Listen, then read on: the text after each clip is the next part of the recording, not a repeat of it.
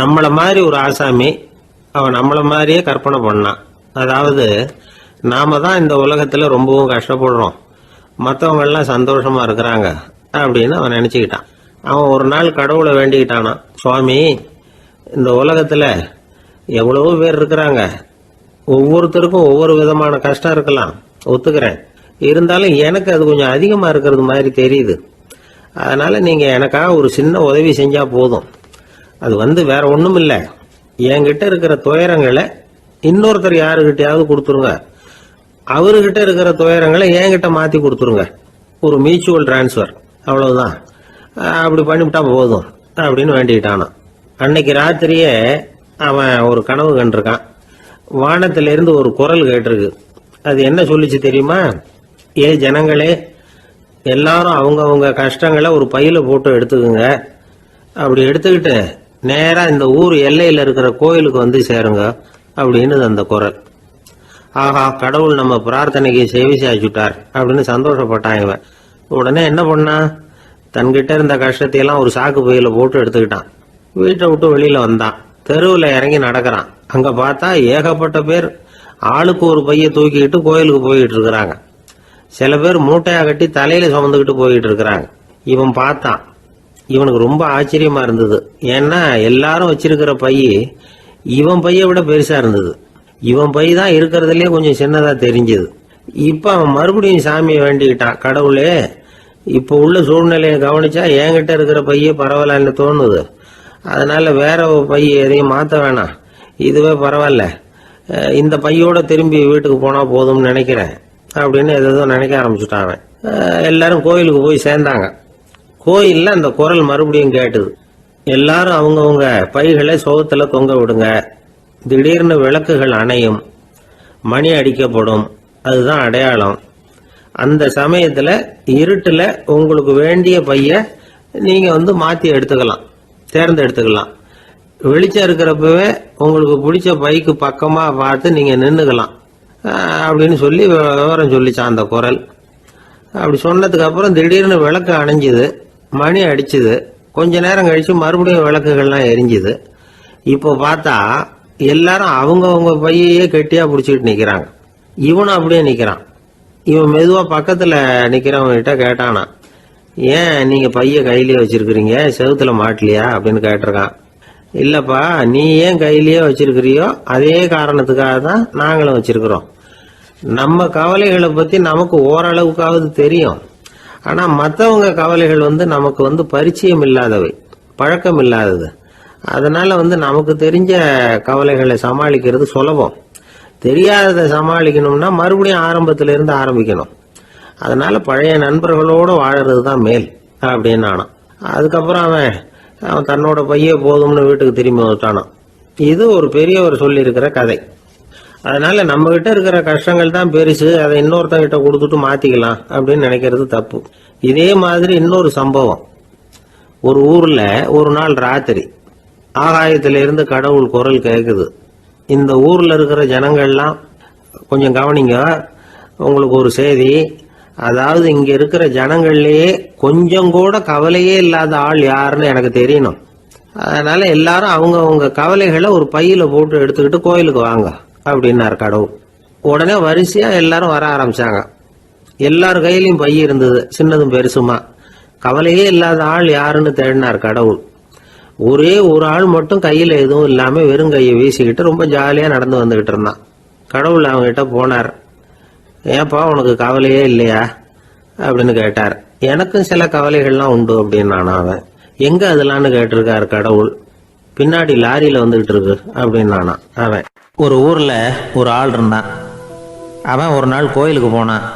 கடவுள்கிட்ட வேண்டிக்கிட்டான், எனக்கு ஒரு 1,00,000 ரூபா நீ கொடுத்தா நான் உன் சன்னதியில் ஒரு தேங்காய் உடைக்கிறேன் அப்படின்னு வேண்டிக்கிட்டான். கடவுள் பார்த்தார். உடனே அவன் கண் முன்னாடி தோன்றினார். இந்தா நீ கேட்ட 1,00,000 ரூபாய் அப்படின்னு சொல்லி அவன் கையில் பணத்தை கொடுத்துட்டு மறைஞ்சிட்டார். இவனால் நம்பவே முடியல. இவ்வளவு சுலபமாக கிடைக்கும்னு தெரிஞ்சிருந்தா அனாவசியமாக ஒரு தேங்காய் உடைக்கிறேன்னு வேண்டியிருக்க வேண்டியது இல்லையே அப்படின்னு நினச்சான். இருந்தாலும் வேண்டுதலை நிறைவேற்ற வேண்டியது கடமை. அதுக்காக என்ன பண்ணால், பக்கத்தில் ஒரு கடைக்கு போனான். ஒரு தேங்காயை கையில் எடுத்தான். இது என்ன விலைன்னு கேட்டான். 5 ரூபான்னார் கடையில் இருந்தவர். அதிகமாக இருக்குதே விலைன்னா. அப்படின்னா ஒன்று செய்யுங்க, அடுத்த ஊருக்கு போங்க, அங்கே தென்னந்தோப்பு அதிகம், அதனால் அங்கே இதை விட குறைஞ்ச விலைக்கு கிடைக்கும் அப்படின்னார். சரின்னு அடுத்த ஊருக்கு கிளம்புனான். அங்கே போய் விசாரித்தான். ஒரு தேங்காய் 3 ரூபாய் விலைன்னாங்க. இதுவும் அதிகமாக தெரியுதேன்னா. அப்படின்னா ஒன்று செய்ய, அதுவும் அந்த ஆற்று ஓரமாக ஒரு தென்னை மரம் இருக்குது பார், அதில் நீயே ஏறி பறிச்சுக்கோ, ஒரு தேங்காய்க்கு 1 ரூபா கொடுத்தா போதும் அப்படின்னார் அந்த தோப்புக்கு சொந்தக்காரரு. இவனுக்கு மரம் ஏற தெரியாது, இருந்தாலும் ஆசை யாரை விட்டுது, விலை சல்லிசாக இருக்குதே. ஆற்று ஓரம் போனால் தட்டு தடுமாறி அந்த மரத்தில் ஏறினா அந்த தென்னை மரம் வளைஞ்சி ஆற்று பக்கம் போய் அப்புறம் நிமிர்ந்து இருந்தது. அதாவது மரத்தின் உச்சி சரியாக ஆற்றுக்கு நடுவில் இருந்தது. ஆற்றுல வெள்ளம் கரபுரண்டு ஓடிக்கிட்டு இருக்கு. இவன் கடவுள் கொடுத்த 1,00,000 ரூபாயை மடியில் வச்சு இறுக்கி கட்டிக்கிட்டான். உச்சிக்கு போய் காய் பறிக்கிற சமயத்தில் காற்றும் மழையும் பலமாக கலந்து அடிக்க ஆரம்பிச்சுட்டுது. கால் வழுக்கி விட்டுட்டுது. இவன் சடார்னு ஒரு தென்னை மட்டையை பிடிச்சிக்கிட்டு தொங்க ஆரம்பிச்சிட்டான். கீழே பயங்கரமான வெள்ளம், மடியில் 1,00,000 ரூபா பணம், என்ன செய்கிறதுன்னு தவிக்கிறான். இந்த சமயம் கரையில் ஒரு யானை பாகன் யானையை குளிப்பாட்டிக்கிட்டு இருக்கிறான். அது அவன் கண்ணில் பட்டது. ஐயா ஒரு உதவின்னு கத்துனான். அவன் என்ன செய்யணும்னு கேட்டான். உன் யானையை மெதுவாக இங்கே அழைச்சிட்டு வா, எனக்கு நேராக கீழே நிறுத்து, என் காலை பிடிச்சி மெதுவாக கீழே இறக்கி விட்ரு, என் மடியில் இருக்கிற பணத்தில் உனக்கு 10,000 ரூபா தரேன் அப்படின்னா. அவன் பார்த்தான், காலை கையை பிடிச்சா கூட எவனும் இந்த காலத்தில் 10 ரூபாய்க்கு மேலே தரமாட்டேங்கிறான், இவன் காலை பிடிச்சா 10,000 தர்றேங்கிறான் அப்படின்னு யோசனை பண்ணால் உடனே யானையை கொண்டுட்டு போனான். அவனுக்கு நேராக கீழே நிறுத்தினான். அவன் காலை பிடிச்சான், அவ்வளவுதான். அந்த நேரம் பார்த்து யானை மெதுவாக நடந்து அப்பால் போட்டுது. இப்போ யானை பாகன் அவன் காலை கெட்டியாக பிடிச்சிக்கிட்டு தூங்குறான். பரிதாபமாக மேலே பார்க்குறான், அவன் மட்டையை பிடிச்சிக்கிட்டு தூங்குறான். இப்போ யானை பாகன் சொல்கிறான், தம்பி மட்டையை விட்டுறாத, கெட்டியாக பிடிச்சிக்கோ, நான் உனக்கு 10,000 ரூபா தரேன், இதோ மடியில் தான் வச்சுருக்கேன்னா. மேலே தொங்குறவனுக்கு இந்த நிலைமையிலேயும் ஒரு சந்தோஷம், மேற்கொண்டு ஒரு 10,000 ரூபா நமக்கு கிடைக்கும் போல இருக்கே அப்படின்னு. இந்த சமயத்தில் ஒருத்தன் ஒட்டகத்தை ஓட்டிகிட்டு வந்தான் அந்த பக்கமாக குளிப்பாட்டுறதுக்கு. யானை பாகம் பார்த்துட்டான். ஐயா ஒட்டகக்காரரே, அதை இங்கே கொண்டுகிட்டு வா, எங்கள் காலை பிடிச்சி பத்திரமா இறக்கி விடு, நாங்கள் பணம் கொடுக்குறோம்னா. அவனும் பணத்துக்கு ஆசைப்பட்டு வந்தான். அவன் காலை பிடிக்கிற சமயம் ஒட்டகமும் நழுவி போட்டுது. இப்போ 3 பேருமே வரிசையாக தொங்குறாங்க. ஒட்டகக்காரன் கத்துறான், தம்பி மட்டையை விட்டுறாத, கெட்டியாக பிடிச்சிக்கோ, நான் என் மடியில் இருக்கிற 5,000 உனக்கு தந்துடுறேன்னா. மேலே தொங்குறவனுக்கு இன்னமும் சந்தோஷம், இவனும் பணம் தர்றேங்கிறான் அப்படின்னா இன்றைக்கி நமக்கு மொத்த பண வரவு எவ்வளவு அப்படின்னு ஒவ்வொன்றா கூட்டி பார்க்க ஆரம்பித்தான். மனக்கணக்கு சரியாக வரல, அதனால் அப்படியே விரலை விட்டு எண்ண ஆரம்பித்தான். அவ்வளவுதான், மட்டையை விட்டுட்டு கை நழுவி வந்துட்டுது. 3 பேரும் பொத்துன்னு ஆற்றுல விழுந்தாங்க. படாத பாடுபட்டு தட்டு தடுமாறி கரைக்கு வந்து சேர்ந்தாங்க. 3 பேர் மடியில் இருந்த பணமும் ஆற்றோட போட்டுது. பேராசை பெருநஷ்டம் அப்படின்னு ஒரு பழமொழி இருக்குல்ல, அதை விளக்கறதுக்காக சொல்லப்பட்ட கதை இது. இந்த காலத்தில் ஒருத்தர் ஒரு நீச்சல் குளத்தில் நீச்சல் அடிச்சுக்கிட்டு இருக்கிறார். காவலுக்கு இருந்தவர் அதை கவனிச்சுட்டார். கரையிலேருந்து சத்தம் போட்டாராம், இதோ பாருங்கள், இங்கே ராத்திரி 8 மணிக்கு மேலே நீச்சல் அடிக்கிறது சட்டப்படி குற்றம், அதுக்கு அனுமதி கிடையாது, தெரியாதா உங்களுக்கு அப்படின்னாராம். இதுக்கு அவர், ஐயையோ நான் நீச்சல் அடிக்க வந்தவன் இல்லைங்க, சும்மா சுற்றி பார்க்க வந்தவன், தடுமாறி குளத்தில் விழுந்துட்டேன், நீச்சல் தெரியாது, அதனால் தத்தளிச்சுக்கிட்டு இருக்கிறேன் அப்படின்னு கத்துனாராம். கரையில் இருந்தவர் பார்த்தார். ஓ அப்படின்னா சரி, அதுக்கு ஒன்றும் தடை இல்லை அப்படின்னு சொல்லிவிட்டு அவர் பாட்டுக்கு நடந்து போயிட்டாராம். ஒரு பெரிய அரசன் இந்த உலகம் பூராவையும் ஆண்டுக்கிட்டு இருந்தான். ரொம்ப காலம் அப்படி அரசாட்சி பண்ணிக்கிட்டு இருந்தான். திடீர்னு அவனுக்கும் சில எதிரிகள் முளைச்சாங்க. அவங்கெல்லாம் ஒன்று சேர்ந்து இவனை தோற்கடிச்சுட்டாங்க. தோற்று போனதும் இவனுக்கு பயம் வந்துட்டுது, எங்கே எதிரிகள் நம்ம கொண்டுடுவாங்களோ அப்படின்னு. வெளியில் வந்தால் தனக்கு ஆபத்துன்னு பயந்துக்கிட்டு யாருக்கும் தெரியாமல் ஒரு குகைக்குள்ளே போய் பதுங்கி கிடக்கிறான். நிலைமையை பாருங்கள். முதல் நாள் அரண்மனையில் அதிகாரம் பண்ணிக்கிட்டு இருந்தவன் மறுநாள் குகையில் பயந்து போய் பதுங்கி கிடக்கிறான். ராத்திரி நேரம் வந்தது, பசி வயத்தை கிள்ளுது, பிச்சை எடுத்து சாப்பிட வேண்டிய நிலைமை. பிச்சை எடுக்கிறதுக்கு பாத்திரம் வேணுமே, என்ன பண்ணுறது அப்படின்னு அங்கேயும் இங்கேயும் பார்க்குறான். ஒரு மூலையில் யாரோ விட்டுட்டு போனால் ஒரு ஓடு கிடக்குது, அதை எடுத்துக்கிட்டு புறப்பட்டான். இருட்டில் வழி புரியல, ஏதோ ஒரு யூகத்தில் காலை மெதுவாக எடுத்து வச்சு நடந்து போயிட்டுருக்கிறான். வழியில் ஒரு கருப்பு நாய் படுத்து கிடந்தது. இருட்டில் அவன் இது கண்ணுக்கு சரியாக தெரியல, அவனுக்கு தவறி போய் காலை வச்சுட்டான். அது மேலே நாய் சும்மா இருக்குமா, வள்ளுன்னு விழுந்து கடிச்சு விட்டுது. காலை பார்க்குறான், காலத்தையும் நினச்சி பார்க்குறான். அரண்மனையில் வந்து வீரக்கழல் அணிந்த காலை உடைய மன்னா அப்படின்னு புகழ்வாங்களே புலவர்கள்லாம். ஆனால் அது இன்றைக்கி நாய் கடித்த காலம் ஆயிட்டுதே அப்படின்னு நினைக்கிறான். அது மட்டும் இல்லை, முன்னாடியெல்லாம் பொற்கிண்ணங்களில் தான் அவன் சாப்பிடுவான். ஆனால் இப்போது உடஞ்சி போன ஓட்டு, அது ஓட்டை வந்து கையில் வச்சுக்கிட்டு நிற்கிறான். அதில் யாராவது சாப்பாடு போடுவாங்களான்னு. முன்னாடியெல்லாம் நிறைய பேர் அரண்மனைக்கு வருவாங்க. அரசருக்கு காணிக்கைன்னு சொல்லி இவன் காலடியில் கொண்டாந்து கொட்டுவாங்க. அப்போல்லாம் இவன் அந்த ஜனங்களுடைய முகத்தை திரும்பி கூட பார்க்கறதில்ல, ரொம்ப கர்வமாக உட்காந்துருப்பான். அதே ஆள் இன்றைக்கி எல்லார் கண்ணுலேயும் படுறது மாதிரி பிச்சை எடுத்துக்கிட்டு இருக்கிறான். அப்போலாம் காணிக்கைகளை வந்து தன்னுடைய கையால் வாங்கிறது தனக்கு கௌரவ குறைச்சல்னு நினச்சி தன்னுடைய வேலைக்காரங்களை விட்டு தான் அதை வாங்க சொல்லுவான். இப்போ பார்த்திங்கன்னா அவனே தன் கையாலேயே பிச்சை வாங்குறான். நினச்சி பாருங்கள், அந்த மனுஷன் நாள் அரசன், மறுநாள் பிச்சைக்காரன். எவ்வளோ வித்தியாசம்! செல்வம் தான் இப்படி ஒரு வித்தியாசம் ஏற்படுறதுக்கு காரணம். அப்படிப்பட்ட செல்வம் வாழ்க்கையை நடத்துறதுக்கு நமக்கு தேவை தான். ஆனால் அதையே நாம் அடைய வேண்டிய பயனாக நினைக்கிறோம் பாருங்கள், அதுதான் வேடிக்கை. இதை வந்து நம்மாழ்வார் அழகாக ஒரு பாசுரத்தில் சொல்கிறார். ஒரு நாயகமாய் ஓட உலகுடன் ஆண்டவர், கருணாய் கவர்ந்த காலர், சிதைகிய பானையர், பெருநாடு காண இம்மையிலே பிச்சைதாம் கொள்வர், திருநாரணன் தாழ் காலம் பெற சிந்தித்து உய்மினோ அப்படிங்கிறார் நம்மாழ்வார். ஒரு பெரிய பணக்காரர் ஒரு துறவிகிட்ட போய், சாமி என்கிட்ட நிறைய பணம் இருக்குது, இருந்தாலும் நிம்மதி இல்லை, என்னால் நிம்மதியாக இருக்க முடியல, என்ன காரணம்னு கேட்டாராம். உடனே அந்த துறவி இதுக்கு நேரடியாக பதில் சொல்லாமல் பக்கத்தில் நின்றுக்கிட்டு இருந்த ஒரு குழந்தைய கூப்பிட்டார். அது ஓடியாந்தது. ஒரு ஆப்பிள் பழத்தை எடுத்து அது கையில் கொடுத்தார். அதை வாங்கிக்கிட்டு குழந்தை சிரிச்சுது. இன்னொரு பழத்தை எடுத்து கொடுத்தார். அதை இன்னொரு கையில் வாங்கிட்டு சிரிச்சுது. மூணாவது ஆப்பிளை எடுத்து கொடுத்தார். 2 பழத்தையும் நெஞ்சில் அணைச்சிக்கிட்டு 3ஆவது பழத்தையும் வாங்கிறதுக்கு முயற்சி பண்ணிச்சு. ஆனால் அது உடனே நழுவி கீழே விழுந்து உருண்டு ஓடிச்சு. ஏற்கனவே இருந்ததும் விழுந்துட்டுது. இப்போ அந்த குழந்தை அழ ஆரம்பிச்சுட்டுது. இப்போ அந்த துறவி பணக்காரர்கிட்ட சொன்னாராம், குழந்தைய கவனிச்சியா, 2 ஆப்பிள் போதும்னு அது நினச்சிருந்தா இப்போ அது அழ வேண்டிய அவசியம் வந்திருக்குமா அப்படின்னாராம். எதுவுமே அளவுக்கு மிஞ்சினா துன்பந்தான். இந்த காலத்தில் இதெல்லாம் யார் காதில் வாங்குறாங்க? ஒருத்தனை நல்ல வழிக்கு கொண்டு வரணும்னு நினச்சி அவனை கூப்பிட்டு உட்கார வச்சு இந்த கதையை சொல்லிகிட்டு இருந்தாங்க. சொல்லிவிட்டு அந்த குழந்தை செஞ்சது தப்பு தானே அப்படின்னு கேட்டிருக்கிறாங்க. ஆமாம், தப்பு தான், நானாக இருந்தால் அப்படி செஞ்சுருக்க மாட்டேன் நானா இவன். 2 பழமே போதும்னு சொல்லியிருப்பியா அப்படின்னு கேட்டிருக்காங்க. அப்படி இல்லைங்க, அவர் கொடுக்க ஒவ்வொரு பழமாக வாங்கி பின்னாடி வச்சுட்டு மறுபடியும் கையை நீட்டுவேன் அப்படிங்கிறானா. இவெல்லாம் எந்த காலத்தில் திருந்துறது? ஒரு காட்டில் ஒரு முனிவர் இருந்தார். ஒரு நாள் அவரை தேடிக்கிட்டு 4 பேர் வந்தாங்க. சுவாமி, எங்களுக்கு ரொம்ப நாளாக ஒரு சந்தேகம்னாங்க. என்னன்னு கேட்டார். இந்த உலகத்தில் எவ்வளவோ காரியங்கள் நடக்குது, எது நியாயம் எது அநியாயம் அப்படின்னு புரிஞ்சிக்க முடியலன்னாங்க. அது யாராலையும் புரிஞ்சிக்க முடியாதுன்னார் முனிவர். வந்தவங்களுக்கு ஆச்சரியமாக போச்சு. ஒரு மாதிரியாக பார்த்தாங்க. இதை முனிவர் கவனிச்சார். சரி, புறப்படுங்க என்னோடன்னார். எங்கன்னு கேட்டாங்க.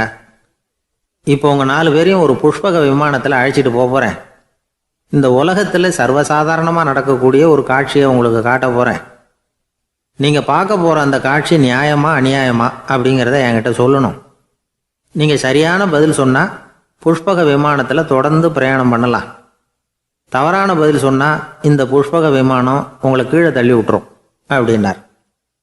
4 பேருக்கும் பயந்தான். இருந்தாலும் முனிவர் கூப்பிடுறாரு அப்படின்னு சொல்லி புறப்பட்டாங்க. அவங்க எல்லாரும் புறப்பட்டு ஒரு காட்டு வழியாக போய்கிட்டு இருக்கிறாங்க புஷ்பக விமானத்தில். அங்கே நடக்கிற ஒரு காட்சியை காட்டுறார் முனிவர். அதோ அங்கே பாருங்கன்னார். அந்த விமானத்தில் இருந்தபடியே எல்லாரும் கீழே குனிஞ்சு பார்க்குறாங்க. அங்கே ஒரு தாய் புலி அப்போ தான் குட்டி போட்டிருக்கு. குட்டிகளை ஈன்ற உடனே பசிக்கு இறை தேடி அந்த பக்கமாக வருது. அதே நேரம் ஒரு தாய் மான், அதுவும் அப்போ தான் குட்டி போட்டிருக்கு. அதுவும் இதே மாதிரி குட்டிகளை ஈன்ற உடனே பசிக்கு இறை தேடி அந்த பக்கமாக வருது. இப்போ அந்த புலி அந்த மானை அடித்து போட்டுவிடுது. அதுவும் சாப்பிடுது, குட்டிகளுக்கும் கொடுக்குது. இப்போ அந்த புலிக்குட்டிகள் முகத்தில் மகிழ்ச்சி, தாயை இழந்த அந்த மான் குட்டிகள் முகத்தில் துக்கம். இப்போ அந்த முனிவர் 4 பேர்கிட்டையும் கேட்குறார், நீங்கள் இங்கே பார்த்தீங்களே, இதில் எது நியாயம் எது அநியாயம்? ஒவ்வொருத்தராக சொல்லுங்கள். உங்கள் பதில் சரியில்லைன்னா இந்த விமானம் உங்களை கீழே தள்ளி விட்டுரும். சொல்லுங்கள் பார்க்கலாம்னார். முதல்ல ஒருத்தன் சொன்னான், அந்த புலி செஞ்சது சரிதாங்க, அது பசிக்கு அதுதான் ஆகாரம். தன்னுடைய பசிக்கு தானே இறை தேடிக்கிட்டுது, அதில் என்ன தப்பு? அவ்வளவுதான். அதனால் புலி செஞ்சது நியாயம்தான் அப்படின்னா அவ்வளவுதான். அந்த விமானம் அவனை அப்படியே கீழே தள்ளி விட்டுட்டுது. அதனால் அவன் கொடுத்த பதில் சரியில்லை அப்படிங்கிறது புரிஞ்சு போச்சு. இப்போ ரெண்டாவது ஆள் சொன்னான், புலி செஞ்சது பாவம், அந்த தாய்மான் என்ன தப்பு பண்ணிச்சு, இப்போ அந்த குட்டிகளுக்கு யார் ஆதரவு, அதனால் புலி செஞ்சது அநியாயம் அப்படின்னா அவ்வளவுதான். அவனையும் கீழே தள்ளி விட்டுட்டுது அந்த விமானம். இந்த பதிலும் சரியில்லை அப்படின்னு ஆயிட்டுது. இப்போ மூணாவது ஆள் வந்தான். முதல்ல 2 பேர் கீழே விழுந்ததை பார்த்துக்கிட்டு இருந்தான். அதனால் அவன் சொன்னான், ரெண்டுமே நியாயந்தாங்க. புலி இறை தேடினதும் இயற்கை, அதுக்கு மான் இரையானதும் இயற்கை, அதனால் இதில் ஒன்றும் தப்பு இல்லைன்னா அவ்வளவுதான். அவனையும் அந்த விமானம் கீழே பிடிச்சி தள்ளி விட்டுது. இப்போ நாலாவது ஆள் வந்தான். முனிவர் கேட்டார், நீயாவது சொல்லுப்பா, இந்த செயலில் எது நியாயம்னார். அவன் தெளிவாக பதில் சொன்னான். அதாவது என்ன சொன்னான்னா, எனக்கு தெரியல அப்படின்னா. அவனை விமானம் கீழே தள்ளலை, சௌரியமாக அழைச்சிட்டு போட்டுது. இவனும் பிரயாணம் சௌக்கியமாக பண்ணானான். ஆக இதுதான் சரியான பதிலுங்கிறத முனிவர் உணர்த்தினார். இந்த கதையிலிருந்து நாம் புரிஞ்சுக்க வேண்டியது என்னென்னா, இந்த உலகத்தில் எவ்வளவோ காரியங்கள் நடக்குது. அதெல்லாம் ஏன் அப்படி நடக்குதுங்கிறதுக்கு எப்பேற்பட்ட பண்டிதராலும் பதில் சொல்ல முடியாது. தெரியாததை தெரியாதுன்னு ஒத்துக்கிட்டா வாழ்க்கை பிரயாணம் சுகமாக இருக்கும். அதனால் தேவையில்லாத விஷயங்களை புரிஞ்சுக்கிறதுக்கு நேரத்தை செலவு பண்ணிகிட்டு இருக்கக்கூடாது. வாழ்க்கையை குழப்பிக்கக்கூடாது. வாழ்க்கைக்கு தேவையானது என்னவோ அதை மட்டும் புரிஞ்சுக்கிட்டா போதும். இந்த காலத்து ஆள் ஒருத்தன் ஒரு பெரியவரை தேடி வந்தான். ஐயா, ஒரு சந்தேகம்னா. என்ன உன்னுடைய சந்தேகம்னார். பகுத்தறிவுன்னா என்ன, விதின்னா என்ன அப்படின்னு கேட்டான். இதுக்கு அவர், இப்போ உன்னுடைய வலது காலை தூக்குன்னார். தூக்கினான். சரி, இப்போ உன்னுடைய வலது காலை கீழே இறக்காம உன்னுடைய இடது காலையும் தூக்குன்னார். தூக்கினான். பொத்துன்னு கீழே விழுந்துட்டான். பெரியவர் சொன்னார், உன்னால் ஒரு காலை தூக்க முடிஞ்சுது, அதுதான் பகுத்தறிவு. 2 கால்களையும் ஒரே சமயத்தில் தூக்குனா அடிபடும், அப்படிங்கிறது தான் விதி அப்படின்னு விளக்கம் கொடுத்தார். இவன் தன்னுடைய விதியை நொந்துக்கிட்டே இடுப்பை பிடிச்சிக்கிட்டு அங்கேருந்து நடந்து போயிட்டானான். ஒரு காட்டில் ஒரு நரி இருந்தது. ஒரு நாள் காலை நேரம் அது தன்னுடைய இருப்பிடத்திலிருந்து வெளியில் வந்தது. கொஞ்சம் தூரம் நடந்து வந்தது. அப்போ தான் அது தன்னோட நிழலை கவனித்து பார்த்தது. பார்த்தா அது ரொம்ப நீளமாக பெருசாக இருக்குது. காலை நேரத்தில் நிழல் அப்படி தானே இருக்கும். ஆனால் அந்த நரிக்கு அந்த விஷயம் தெரியல. தன்னுடைய நீண்ட பெரிய நிழலை பார்த்து ஆச்சரியப்பட்டது. ஆஹா, நாம் இவ்வளவு பெருசாக இருக்கிறோம் அப்படின்னா என்னுடைய காலை சாப்பாட்டுக்கு ஒரு யானை இல்லைன்னா ஒரு ஒட்டகம் கிடைச்சாதான் சரியாக இருக்கும் போல இருக்கு அப்படின்னு முடிவு பண்ணிக்கிட்டுது. உடனே ஒரு யானை அல்லது ஒட்டகத்தை தேடி அலைஞ்சுது, எங்கே கிடைக்கும்னு. கிடைக்கவே இல்லை. மத்தியானம் 12 மணி ஆயிட்டுது. பசியோடு அலையுது. இப்போ தன்னோட நிழலை பார்த்தது. அது மத்தியான நிழல் எப்படி இருக்கும், அது ரொம்பவும் குறுகி போய் தெரிஞ்சுது. உடனே அந்த நரி என்ன நினச்சிக்கிட்டு தான் தெரியுமா, காலை ஆகாரம் சாப்பிடாததுனால நம்ம உடம்பு இப்படி அழிச்சு போட்டுதே அப்படின்னு நினச்சிக்கிட்டு தான். கொஞ்ச நேரம் கழித்து மறுபடியும் தன்னுடைய நிழலை பார்க்குது. அது இன்னமும் குறுகி போய் காலடியிலே வந்துட்டுது. அதுக்கு பயமாக போயிடுது. ஐயையோ, இன்னும் கொஞ்ச நேரத்தில் நாம் இறந்துருவோம் போல இருக்க, இப்போ என்ன செய்யறது? இந்த சமயத்தில் ஒரு எறும்பு கிடைச்சா கூட போதும், அதை நம்ம காலை ஆகாரமாக நினச்சி சாப்பிட்டுள்ளாமே அப்படின்னு நினச்சிதான். நம்முடைய நிழல் கூட நம்மளை மாதிரியே தான் அடிக்கடி மாறிக்கிட்டே தான் இருக்குது. அது எப்பவும் ஒரே மாதிரி இருக்கிறது இல்லை. மனிதனுக்கு ஏற்படுகிற தன்முனைப்பு இருக்கு பாருங்க, ஈகோ, அது கூட ஒரு நிழல் மாதிரி தானா. அப்படி நினைக்க ஆரம்பிச்சுட்டா அதனால ஏதும் பிரச்சனை வராதான். தன்முனைப்பை நிழல் போலவே ஏற்றுக்கொள்ளுங்கள் அப்படிங்கிறது பெரியவங்க கருத்து. ஒரு காரியத்தை வெற்றிகரமாக நல்ல விதமாக செஞ்சு முடிக்கிறோம்னு வச்சுக்கோங்க, அந்த சமயத்தில் ஒரு வித நுட்பமான தற்பெருமை நமக்குள்ள உண்டாகுது. இது இயற்கையானது, அதனால இது மேலே பற்று வைக்கக்கூடாது. அப்படி வைக்க ஆரம்பிச்சுட்டா அந்த தற்பெருமை ஒரு நிரந்தர விருந்தாளியாக நம்மகிட்ட தங்கிக்கும். நம்ம நிழல் எப்படின்னு பாருங்க, நாம் நடக்கும் பொழுது நம்ம பின்னாடியே வரும். தன்முனைப்பையும் அப்படியே நினச்சிக்கோங்க. நிழல் யாருக்கும் எந்த பிரச்சனையையும் உண்டாக்குறது இல்லை. ஆனால் அந்த நிழலை கண்டே நாம் பயப்பட ஆரம்பிச்சுட்டா நாம் எதுலேயும் வெற்றி காண முடியாது. நிழலோட சண்டை போடக்கூடாது. அது மாதிரி தன்முனைப்போடவும் நாம் சண்டை போட வேண்டியதில்லை. இல்லாத ஒன்றோடு சண்டை போடுறது எப்படின்னா, அது இருட்டோட சண்டை போடுறது மாதிரி. நாம் நிழல் கிடையாது, நம்மகிட்ட இருக்கிற தன்முனைப்பு ஒரு நிழல். நம்ம நிழலையும் நமக்கு சமமா பார்க்குறோம் பாருங்க, அங்கதான் சிக்கலே ஆரம்பம். இப்போ நாம நடந்து போய்கிட்டு இருக்கிறோம், நம்ம நிழல் வந்து தரையில விழுது. யாரோ ஒருத்தர் நம்ம நிழல் மேல காலை வச்சு நடந்து போறார். உடனே அவர்கிட்ட சண்டைக்கா போறோம், ஏண்டா என் நிழலை மிதிச்ச அப்படின்னு. நமக்கு தெரியும் அது நிழல் தாங்கிறது. அவர் உங்க மேல நடக்கல, உங்களுடைய நிழல் மேலதான் நடக்கிறார்.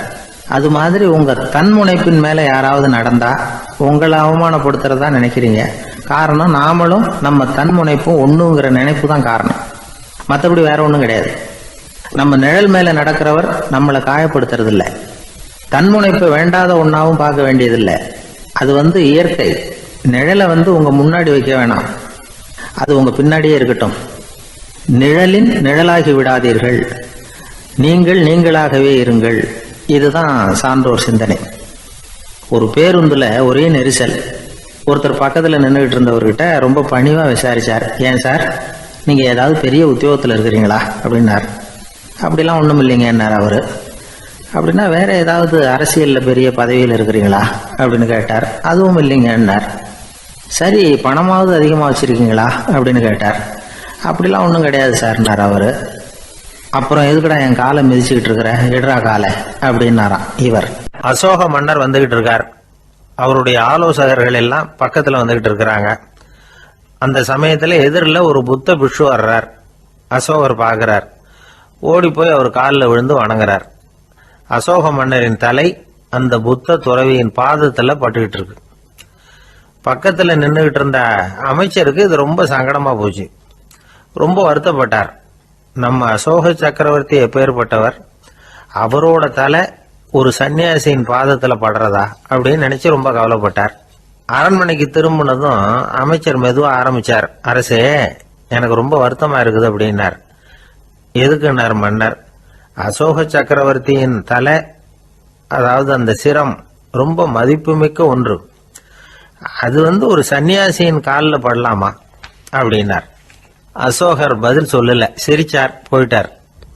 அதுக்கப்புறம் ஒரு சரியான சந்தர்ப்பத்துக்காக காத்துக்கிட்டு இருந்தார்.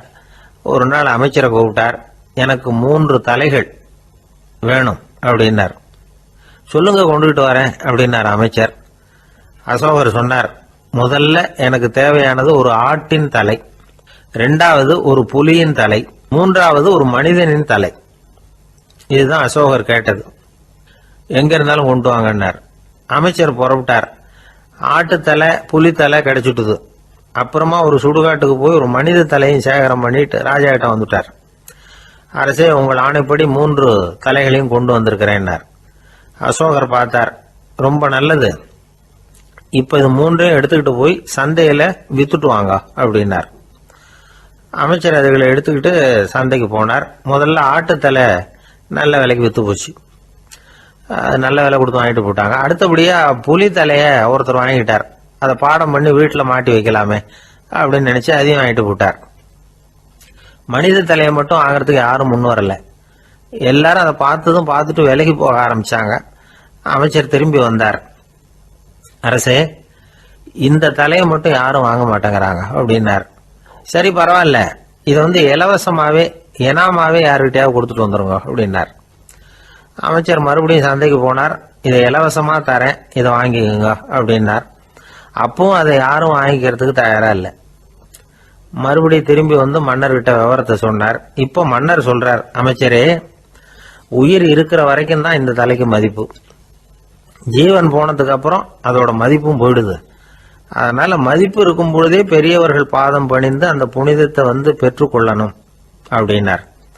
பணிவுங்கிறது வேற, அடிமைத்தனம்ங்கிறது வேற. பெரியவர்களை பணிவது நமக்கு பெருமை தரக்கூடிய விஷயம். இதை வந்து மனசுல வச்சுக்கிட்டு எப்போ காலில் விழணும் எப்போ காலில் விழக்கூடாது அப்படிங்கிறத முடிவு பண்ணிக்கணும். ஒரு சாதாரண ஆள் நடந்து வந்துகிட்டு இருந்தார். எதிரில் வந்த ஒரு பெரிய மனுஷன் ஓடி போய் அவர் காலில் விழுந்து தன்னுடைய தலையை அவர் பாதத்தில் கொண்டு போய் வச்சார். கொஞ்ச நேரம் கழிச்சு எழுந்திரிச்சு வந்துட்டார். வந்த பிறகு இவரை கேட்டேன், ஏன் திடீர்னு ஓடி போய் அந்த ஆளு காலில் விழுந்தீங்க அப்படின்னு. அவர் போட்டிருக்கிறது என்னோட காணாம போன செருப்பான்னு கண்டுபிடிக்கிறதுக்காக அப்படி விழுந்தேன் அப்படின்னார். ஒரு நாள் ஒரு 10-15 பள்ளிக்கூடத்து பிள்ளைங்க தேடிட்டு வந்தாங்க. உங்களை பார்த்துட்டு தான் போகணும், அதுக்காக தான் வந்திருக்கோம். நாங்கள் என்ன விஷயம்னு கேட்டோம். நாங்கள்லாம் கூடி ஒரு முடிவு பண்ணியிருக்கிறோம், அதை உங்ககிட்ட சொல்லணும் அப்படின்னாங்க. அதுவும் ஒரு வாண்டு பையன் அதை சொன்னான். என்ன முடிவு அது அப்படின்னு கேட்டோம் ரொம்ப ஆர்வமாக. அதை இப்போ சொல்ல மாட்டோம், எங்களுக்கு பிடிக்கிற மாதிரி ஏதாவது ஒரு தகவல் சொன்னால் அதுக்கப்புறம் நாங்கள் அதை சொல்கிறோம் அப்படின்னா அந்த வாண்டு பையன். சரி, சின்ன பையன்கிட்ட இன்றைக்கி வசமாக மாட்டிக்கிட்டோம் அப்படின்னு நினச்சிக்கிட்டு அவங்களுக்கு தகுந்த மாதிரி ஒரு கதை சொல்ல ஆரம்பித்தோம். அது என்ன கதைன்னா, ஒரு பெரிய காடு, அதில் பலவிதமான மிருகங்கள். அந்த காட்டுக்கு ஒரு சிங்கம் தான் ராஜா. எப்பவும் காட்டுக்கு அது தானே ராஜா. ஒரு பெரிய யானைக்கு இது பொறுக்கலை. என்ன இது, எப்போ பார்த்தாலும் இங்கே சிங்கத்துக்கே ராஜா பதவி கிடைக்கிது, நான்லாம் எவ்வளவு பலசாலியாக இருக்கிறேன், அப்படி இருந்தும் எனக்கு அந்த பதவி கிடைக்கலையே அப்படின்னு தனக்குள்ளே பொறுமிக்கிட்டே இருந்தது. ராஜா பதவியை நினச்சி ரொம்ப ஏக்கம், அதுக்கு பதவி மோகம். இந்த சமயம் பார்த்து ஒரு குள்ள நரி கூட்டம் அதை தேடிட்டு வந்தது. ஐயா பெரியவங்களே, நீங்கள் இந்த காட்டுக்கு ராஜாவாக இருக்க ஆசைப்படுறீங்க, அதில் ஒன்றும் தப்பு இல்லை. ஆனால் அதுக்கு முன்னாடி நீங்கள் எங்கள் கூட்டத்துக்கு கொஞ்ச நாள் தலைவராக இருங்க, அதாவது ராஜாவாக இருங்களேன், உங்களுக்கும் ஒரு ட்ரைனிங் கிடைச்சது மாதிரி இருக்கும் அப்படின்னு சொல்லியிருக்குது இந்த கூட்டம், குள்ள நெறி கூட்டம். இதை கேட்ட உடனே யானைக்கு ரொம்ப சந்தோஷம் தாங்கலை. அதுதான் எப்போன்னு பதவிக்காக காத்துக்கிட்டு இருக்குதே. இருந்தாலும் கொஞ்சம் பிகுவோட, சரி நீங்கள்லாம் இவ்வளோ தூரம் என்னை தேடிட்டு வந்து கேட்குறதுனால மறுக்க முடியல அப்படின்னு ரொம்ப ஏதோ சிரமப்பட்டு ஒத்துக்கிறது மாதிரி ஒத்துக்கிட்டது. ஏதோ உங்கள் ஆசைக்கு கட்டுப்படுறேன், கொஞ்ச நாள் உங்கள் கூட்டத்துக்கு ராஜாவாக இருக்கிறதுக்கு சம்மதிக்கிறேன் அப்படின்னுது. உடனே அந்த யானை ராஜ நட போட ஆரம்பிச்சிட்டுது. யானை சாதாரணமாக நடந்தாவே எப்படி இருக்குங்கிறது நமக்கு தெரியும். அதுவே ராஜ நடந்தால் எப்படி இருக்கும் கற்பனை பண்ணி பாருங்கள். யானை முன்னாடி கம்பீரமாக போய்கிட்டு இருக்குது, தலைவர் இல்லையா, அதனால் குள்ள நரிகள்லாம் ரொம்ப அடக்கமாக அது பின்னாடி அணிவகுத்து போயிட்டுருக்குது. ராஜா வாழ்க, மன்னர் வாழ்க அப்படின்னு கோஷம் வேறு. யானைக்கு தலைகால் புரியல, அவ்வளவு சந்தோஷம். அந்த யானைக்கு செருக்கு ஆணவம் எல்லாம் ஏற்பட்டு போச்சு. அதுக்கப்புறம் அது தரையை பார்க்குமா, நிமிர்ந்து நடக்க ஆரம்பிச்சுட்டுது. தரையை பார்க்குறதே இல்லை. அப்படி போயிட்டுருக்கிறப்போ ஒரு சதுப்பு நிலத்தில் திடீர்னு காலை வச்சுட்டுது. அவ்வளோதான், கால் உள்ளே போட்டுது. இன்னொரு காலை எடுத்து வச்சுது, அதுவும் உள்ளே போட்டுது.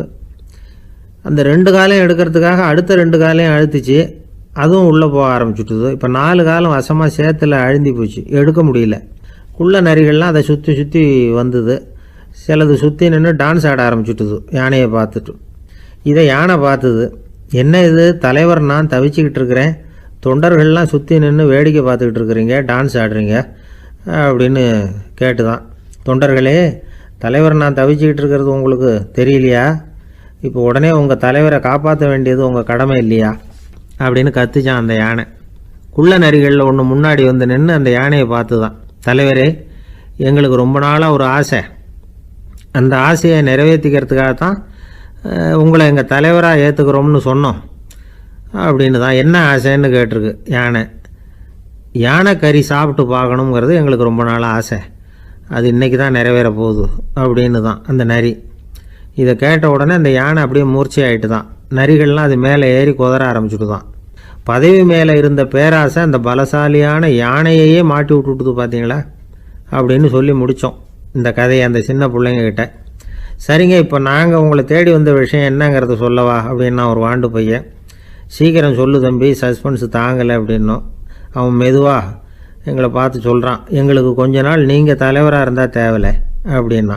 ஒரு ஊரில் ஒரு பெரியவர் இருந்தார். ஒரு நாள் அவரை தேடி ஒருத்தர் வந்தார். ஐயா, நான் கடவுளை பரிபூர்ணமாக நம்புகிறேன் அப்படின்னார். சரி, அந்த நம்பிக்கை உனக்கு எப்படி வந்ததுன்னு கேட்டார் இவர்.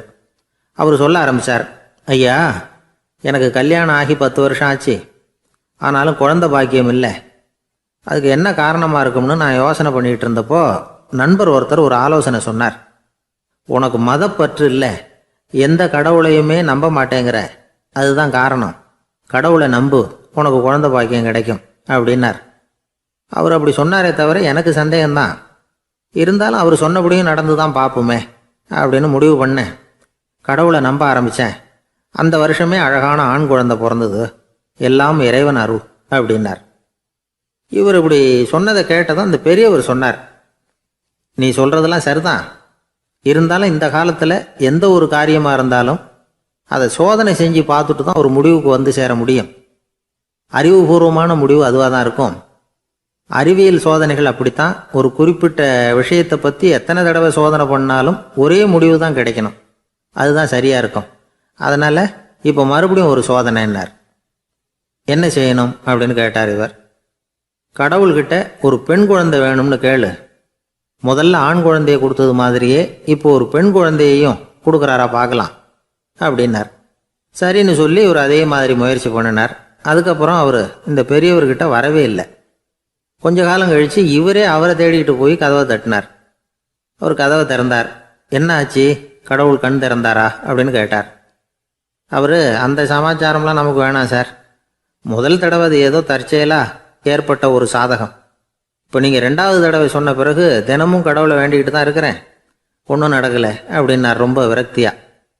ஒரே ஒரு தோல்வியில் உங்கள் நம்பிக்கையெல்லாம் பறந்து போயிட்டுது பார்த்தீங்களா அப்படின்னார் அந்த பெரியவர். எல்லாம் நல்ல விதமாக நடக்கிற வரைக்கும் நம்பிக்கை, எதிர்பார்த்தது தோல்வியில் முடிஞ்சுட்டுதுன்னா அவநம்பிக்கை. மற்றவர்கள் பேரில் வைக்கிற நம்பிக்கை எந்த நேரத்திலையும் விவகாரமாகி விடக்கூடிய சாத்தியம் உண்டு. நாம் நம்பிக்கை வைக்க வேண்டியது நம்மகிட்ட தான், நமக்குள்ளே இருக்கிறார் கடவுள். எனவே நம்ம பேரில் நாம் வைக்கிற நம்பிக்கை தான் உண்மையான கடவுள் பக்தி. நிபந்தனையற்ற நம்பிக்கையாக அது இருக்கணும். எல்லாம் நல்லபடியாக நடந்துக்கிட்டு இருந்தால் எந்த முட்டாளுக்கும் நம்பிக்கை வரத்தான் செய்யும் அப்படிங்கிறது ஒரு பெரிய ஒரு கருத்து. தியானத்தின் மூலமாக தான் உனக்குள்ள ஆழமாக தோண்டுனா உன்னுடைய அடி ஆழத்தில் நம்பிக்கை வந்து அப்படி ஊற்றெடுக்கும், அதை பார்க்க முடியும் அப்படிங்கிறது பெரியவர்கள் சிந்தனை. ஒரு குழந்தை அப்பாவை பார்த்து என்னப்பா பண்ணுறேன்னு கேட்டுதான். பிரார்த்தனை பண்ணிகிட்டு இருக்கிறேன்னாரான் அப்பா. பிரார்த்தனை பண்ணுனா என்ன கிடைக்கும் அப்படின்னு கேட்டுதான் குழந்தை. எல்லாம் கிடைக்கும் அப்படின்னாரான் அப்பா. நீ வச்சிருக்கிறிய பேனா அது கூட கிடைக்குமான்னு கேட்டுதான் குழந்தை. ஓ, கிடைக்குமேன்னு இருக்கார். அப்படின்னா அந்த பேனாவை என்கிட்ட கொடுத்துரு, நீ பிரார்த்தனை பண்ணி வேற பேனா வாங்கிக்கோ அப்படின்னு தான் அந்த குழந்தை. ஒரு பெரிய தத்துவ சிந்தனையாளர் இருந்தார், சுவாங்சு அப்படின்னு பேர். அவருடைய மனைவி ஒரு நாள் திடீர்னு காலமாயிட்டாங்க. ஐயோ பாவம், அவர் ரொம்ப வருத்தப்படுவார், போய் ஆறுதலாக 4 வார்த்தை பேசிவிட்டு வரலாம் அப்படின்னு நினச்சிக்கிட்டு நிறைய பேர் அவரை தேடிட்டு வந்தாங்களாம். வந்தவங்களுக்கு ஆச்சரியம், ஏன்னா இவர் வருத்தப்பட்டுக்கிட்டு இருப்பார் அப்படின்னு தானே எதிர்பார்த்தாங்க. அப்படி இல்லை, தாளம் போட்டுக்கிட்டு உட்காந்துருக்கிறார். தாளத்துக்கு தகுந்த மாதிரி பாட்டு வேற பாடிக்கிட்டு இருக்கிறார். என்ன மனுஷன் இவர், கொஞ்சம் கூட கவலை இல்லாமல் இப்படி இருக்கிறாரு அப்படின்னு நினச்சாங்க. ஒருத்தர் துணிஞ்சு அவர்கிட்ட கேட்டுவிட்டார், என்னங்க இது இப்படி அப்படின்னு. அதுக்கு அவர் என்ன சொன்னார் தெரியுமா? இதை பாருங்க, என்னுடைய மனைவி பிறக்கிறதுக்கு முன்னாடி அவளுக்கு உயிரும் கிடையாது, உடலும் கிடையாது. அதுக்கு பிறகு தான் உயிர் வந்தது, உடல் வந்தது, அந்த உருவம் வந்தது. இப்போ என்ன ஆச்சு, அந்த உருவமும் உயிரும் போயிட்டுது, அவ்வளவுதானே. வந்தது போயிட்டுது. இளவேனில் காலம், இலையுதிர் காலம், பனிக்காலம், இப்படி பருவங்கள் வந்து மாறி மாறி வருது இல்லையா? அது மாதிரி பிறப்பும் இறப்பும் மாறி மாறி வருது. இது இயற்கை. இதுக்காக அழுதா அது எப்படி அப்படின்னாராம். ஞான தெளிவு அடைஞ்சவங்களுக்கு எல்லாமே சுகம்தான். திருவள்ளுவரும் அதை தான் சொல்கிறார், உறங்குவது போலும் சாக்காடு, உறங்கி விழிப்பது போலும் பிறப்பு. தூங்கிறதுக்கெல்லாம் நாம் வருத்தப்பட்டுக்கிட்ட இருக்கிறோமா? இன்றைக்கி தூங்க வேண்டியிருக்குதே, இன்னும் கொஞ்சம் நேரத்தில் நான் தூங்க வேண்டியிருக்கு அப்படின்னு சொல்லி யாராவது அழுதுகிட்டு இருப்பாங்களா? அதனால் இந்த உலக வாழ்க்கையினுடைய இயல்பை வந்து யதார்த்தத்தை நாம் தெளிவாக புரிஞ்சுக்கணும். அப்படி புரிஞ்சுக்கிட்டால் நாம் கவலை இல்லாமல் வாழ முடியும். ஒரு வயசான தாத்தா பாட்டி 60 வருஷத்துக்கு முன்னாடி அவங்களுக்கு கல்யாணம் ஆச்சு. ஒன்றாவே வாழ்ந்தாங்க, ஒன்றாவே இறந்து போனாங்க. இப்போ அவங்க 2 பேரும் சொர்க்கத்துக்கு போய் சேர்ந்தாங்க. அங்கே எல்லா வசதியும் இருந்தது. ஒரு பெரிய பங்களாவே இவங்களுக்கு ஒதுக்கி கொடுத்தாங்களாம். இதுக்கு எவ்வளவு வாடகைன்னு கேட்டார் தாத்தா. வாடகையெல்லாம் கிடையாது, இலவசம் அப்படின்னார் அங்கே இருந்தவர். அந்த வீட்டுக்கு பின்னாடி ஒரு பெரிய புல்வெளி இருந்தது. இதில் விளையாட ஏதாவது கட்டணம் உண்டான்னு கேட்டிருக்கார் தாத்தா. அதெல்லாம் ஒன்றும் கிடையாது, பணம்லாம் கட்ட வேண்டியதில்லை அப்படின்னார் அவர். பக்கத்தில் ஹோட்டல் மாதிரி ஒரு பெரிய கட்டடம், உள்ள சாப்பாட்டு மேஜைகள், அது மேலே விதவிதமான பலகாரங்கள். சாப்பாட்டுக்கெல்லாம் எவ்வளவு அப்படின்னு விசாரிச்சாராம் தாத்தா. அதுதான் சொன்னேனே, இங்கே எல்லாமே இலவசம்தான், எது வேணும்னாலும் சாப்பிட்லாம், எவ்வளவு வேணும்னாலும் சாப்பிட்லாம் அப்படின்னாராம். நீங்கள் சொல்கிறீங்க அப்படி, ஆனால் நான் வந்து சர்க்கரை சேர்த்துக்கக்கூடாது, உப்பு சேர்த்துக்கக்கூடாது, பாட்டி கையால் எப்பவும் பத்திய சாப்பாடு தான் அப்படின்னாராம் தாத்தா. இதை பாருங்கள், இங்கே உங்களுக்கு அந்த கவலையும் வேண்டியதில்லை. இங்கே நீங்கள் ஸ்வீட்டு சாப்பிட்லாம், காரம் சாப்பிட்லாம், உங்களுக்கு எந்த நோயும் வராது அப்படின்னாராம் அங்கே சொர்க்கத்தில் இருந்தவர். இதை கேட்ட உடனே அந்த தாத்தா பக்கத்தில் நின்ன பாட்டியை பார்த்து கத்தினாராம், அடி பாவி, எல்லாத்தையும் கெடுத்துட்டியே, நீ எனக்கு பத்திய சாப்பாடு போடாமல் கண்டதை திங்க விட்டுருந்தா 10 வருஷத்துக்கு முன்னாடியே நான் இங்கே வந்து சேர்ந்துருப்பேனே அப்படின்னாராம். ஒரு ஊரில் ஒரு கோயில் இருந்தது. ரொம்ப பழைய கோயில். உள்ளே போகிறதுக்கே பயமாக இருக்கும். எந்த நேரத்தில் இடிஞ்சு விழுந்துருமோ அப்படிங்கிற பயம். அப்படி இருந்ததுனால யாரும் துணிஞ்சு சாமி கும்பிடுறதுக்கு அங்கே போகிறதில்ல. கோயிலுக்கு வர்ற கூட்டம் கொஞ்சம் கொஞ்சமாக குறைய ஆரம்பிச்சுட்டுது. கோயில் நிர்வாகிகள் எல்லாரும் கூடி உட்காந்து பேசினாங்க. என்ன பண்ணலாம்னு யோசனை பண்ணாங்க. எந்த இடம் மோசமாக இருக்கோ அந்த இடத்த பழுது பார்த்தாங்க. அங்கே இங்கே வர்ணத்தை பூசி கொஞ்சம் அழகுபடுத்தி பார்த்தாங்க. ஏதோ இந்த ஊரில் கோயில்னு ஒன்று இருக்குது, அது மக்களுக்கு தெரியணும் அப்படிங்கிறதுக்காகத்தான் இப்படிலாம் பண்ணாங்க. இருந்தாலும் கோவில் இருக்கிற நிலைமை மக்களுக்கு தெரியும். அதனால் அங்கே வர்றது குறைச்சிக்கிட்டாங்க அவங்க. ஒரு கட்டத்தில் யாருமே வர்றதில்லை. நிலைமை அந்த அளவுக்கு ஆயிட்டுது. மறுபடியும் கோவில் நிர்வாகிகள் கூட்டம் நடந்தது. இந்த கூட்டம் கூட கோயிலுக்கு உள்ளே நடக்கலை. இடிஞ்சு விழுந்துருமோங்கிற பயம். அதனால் வெளியில் தான் உட்காந்து கூட்டத்தை நடத்தினாங்க. ஏன்னா உள்ளே போகிறதுக்கு அவங்களுக்கும் துணிச்சல் கிடையாது. எந்த நேரமும் விழுந்துரும் போல் இருந்தது அது. அது வழியாக போகிறவங்க கூட வேகமாக அந்த இடத்த கடந்து போக ஆரம்பிச்சிட்டாங்க. கோவில் நிர்வாகிகள் வெளியில் உட்காந்து கூட்டம் போட்டாங்க இல்லையா, அந்த கூட்டத்தில் 4 தீர்மானங்களை நிறைவேற்றினாங்க. அது என்ன 4 தீர்மானம்னா, முதல் தீர்மானம், இந்த கோவிலை இடிப்பது அப்படிங்கிற முடிவை இந்த கமிட்டி மிகவும் வருத்தத்துடன் ஏற்றுக்கொள்ளுகிறது அப்படின்னு நிறைவேற்றினாங்க. இதுக்கு பதிலாக இன்னொரு கோவிலை உடனடியாக கட்டி முடிச்சுடணுங்கிறது 2வது தீர்மானம். 3வது தீர்மானம் என்ன தெரியுமா? பழைய கோவிலின் கதவுகள், அதிலிருந்து பிரித்து எடுக்கிற செங்கல், இதையே புது கோவில் கட்டுவதற்கு பயன்படுத்தி கொள்ள வேண்டியது. பழைய கோவில் இருந்த மாதிரியே அதே வடிவத்தில் புது கோவிலையும் கட்ட வேண்டியது. பழைய கோவிலின் அஸ்திவாரத்தை அப்படியே வச்சுக்கிட்டு அதுக்கு மேலே நாம் கோவிலை கட்டிக்க வேண்டியது. இதுதான் 3வது தீர்மானம். இதையும் கமிட்டி முழு மனசோடு ஏற்றுக்கிட்டது. இது வரைக்கும் சரி. இப்போ அந்த கமிட்டி 4வதாக ஒரு முக்கியமான தீர்மானத்தை கொண்டுகிட்டு வந்து அதையும் ஏகமனதாக நிறைவேற்றி விட்டது. அது என்ன தீர்மானம்னா, புதிய கோவில் கட்டி முடிக்கிற வரைக்கும் பழைய கோவிலை இடிக்கிறதில்லை அப்படிங்கிற தீர்மானம். எப்படி இருக்குது பாருங்க இது. பழசை இடிக்காத வரையில் அதே இடத்துல புதுசாக எப்படி கட்ட முடியும்? பல விஷயங்களில் நாம் நடந்துக்கிற முறையும் இப்படி தான் இருக்குதான். வாழ்க்கையில் முன்னேறணும்னு ஆசைப்படுவோம். அதே நேரத்தில் அந்த முன்னேற்றத்துக்கு எது தடையாக இருக்கோ அதை விட்டு விடுறதுக்கும் மனசு வராது. வெளிநாட்டில் ஒரு பெரிய விருந்து நடந்துக்கிட்டு இருந்துதான். எல்லாரும் மது கோப்பையும் கையுமா அலைஞ்சிக்கிட்டு இருக்கிறாங்க. ஒருத்தர் மட்டும் கையில் எதுவும் இல்லாமல் ரொம்ப நல்ல பிள்ளையா சாதுவா ஒரு ஓரமாக தனியாக உட்காந்துருக்கிறார். அவர்கிட்ட நெருங்கி வாங்க மது சாப்பிட்லாம் அப்படின்னு கூப்பிட்டாங்களாம். என்னை வற்புறுத்தாதீங்க, நான் என் மனசுக்குள்ளே உறுதியாக தீர்மானம் பண்ணிவிட்டேன் அப்படின்னாராம். என்ன தீர்மானம் பண்ணியிருக்கீங்க அப்படின்னு கேட்டிருக்காங்க. ஏற்கனவே முழு போதையில் இருக்கும் பொழுது மறுபடியும் மது கோப்பையை தொடரதில்லை அப்படின்னு தீர்மானம் பண்ணியிருக்கேன் அப்படின்னா. நாட்டில் நல்லவங்க ஒருத்தர் 2 பேர் இருக்கிறதுனால தாங்க மழையே பெய்யுது அப்படின்னு சொல்கிறது உண்டு. நல்லார் ஒருவர் உளரேல் அவர் பொருட்டு எல்லாருக்கும் பெய்யும் மழை. சில சமயம் ரொம்ப பேர் திடீர்னு நல்லவங்களாகிடுவாங்க போல இருக்கு. அதனால தான் விடாமல் பேய் மழையாக கொட்டி தீர்த்துடுது. எல்லாரும் நல்லவங்களாகிட்டா உலகமே தாங்காது போல இருக்க. அப்பப்போ ஒருத்தர் 2 பேர் நல்லவங்களாகணும். அப்போ தான் சீராக மழை பெய்யும். மாதத்துக்கு 3 பேர் நல்லவங்களானா மாதம் மும்மாரி பொழியும். இதெல்லாம் வேடிக்கை பேச்சு. இப்போ இதெல்லாம் ஒரு பக்கம் இருக்கட்டும். இப்போ விஷயத்துக்கு வருவோம். ஒரு கும்பலில் நல்லவன் யார் அப்படிங்கிறத எப்படி கண்டுபிடிக்கிறது? இதுக்கு ஒரு வேடிக்கை கதை உண்டு. என்னுடைய நண்பர் ஒருத்தருக்கு அவங்க பாட்டியம்மா சொன்ன கதையும் அது. அது என்ன கதைன்னா, ஒரு ஊரில் ஒரு சமயம் பலமான மழை பெய்ய ஆரம்பிச்சுட்டு தான். இடி மின்னல் ரொம்ப கடுமையாக இருந்திருக்குது.